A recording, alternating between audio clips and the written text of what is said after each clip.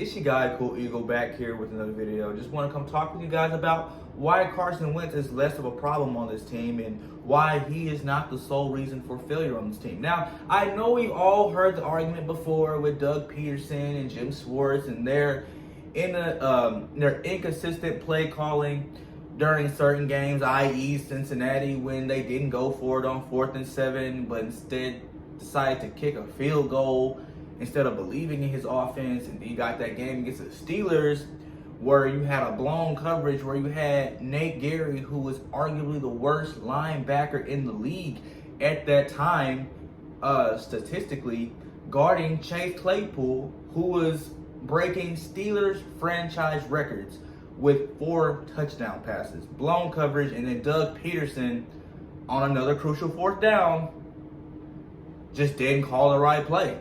And then you had the game against the Baltimore Ravens, where it seemed like we were poised to win that game, but on a 2-point conversion at the goal line, Doug Peterson decides to run a read option with Carson Wentz like he's Lamar Jackson. Like, I think Doug Peterson forgot he's coaching the Eagles, not the Ravens. Carson Wentz is not Lamar Jackson. He's not Cam Newton, and we've seen that as that two-point conversion failed, and then we lost the game.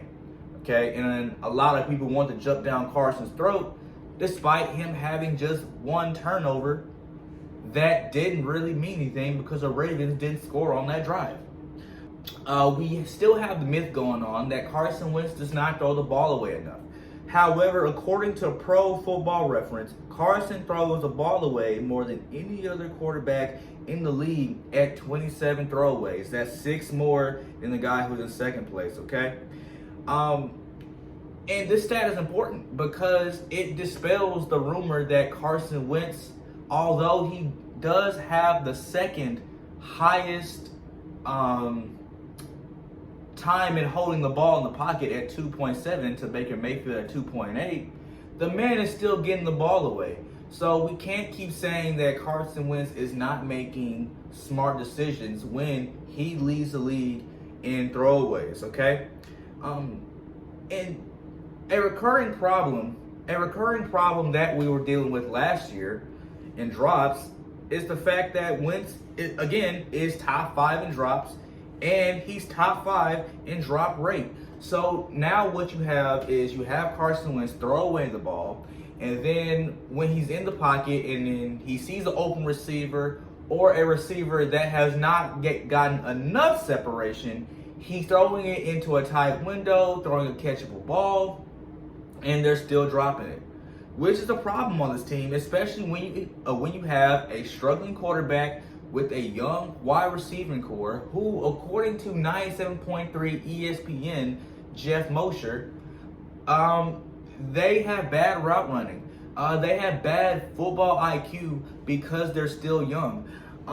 As a matter of fact, according to Pro Football Reference, when we're talking about separation, well, actually, this is off of NFL Next Gen Stats powered by Amazon.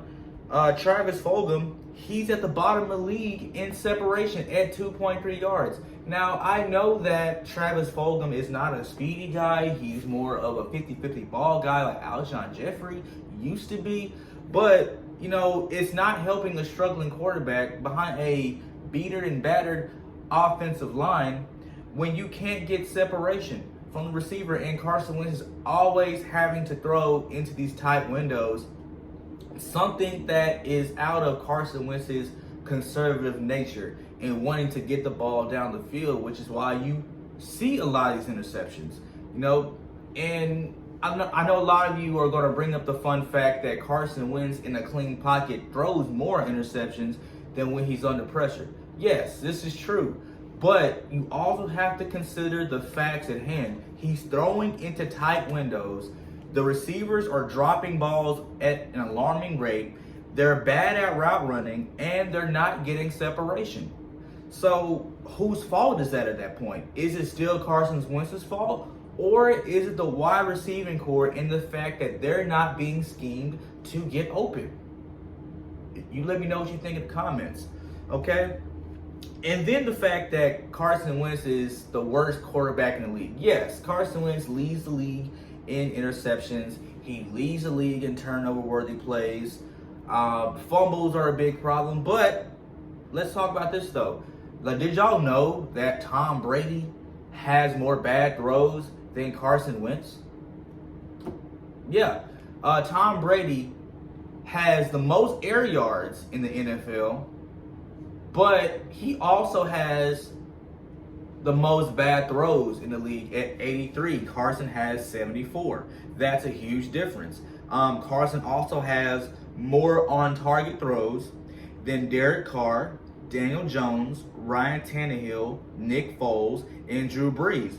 But yet we still say that Carson Wentz is a terrible quarterback, instead of saying he's just having an off year, like a lot of quarterbacks have them. Like a lot of great quarterbacks have bad years, especially behind a beater and battered offensive line, where you see that Carson Wentz is second most time in the pocket to Baker Mayfield at 2.8, yet he's getting blitzed the third most, he's hurried the most, he's hit most, he's pressured most, and he's sacked most.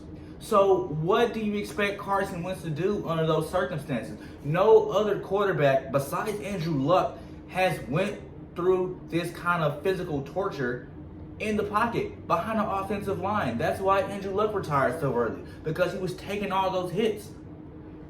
So now I'm not saying that Carson Wentz is going to end up like Andrew Luck, but it's a very plausible argument to say that Carson Wentz could end up like Andrew Luck if these numbers and hits and sacks and hurries persist to increase.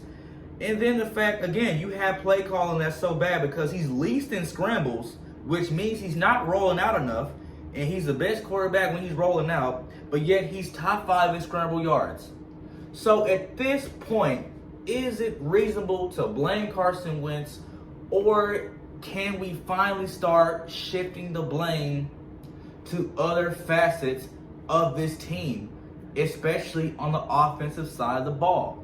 So let me know what you think in the comments, man. And again, man, like, this is a whole new setup I'm trying to do. It's only going to get better. So again, I thank you guys for liking and subscribing and just wanting to hear everything I had to say as far as my opinions. And just let me know what you think in the comments, man, and fly, Eagles, fly.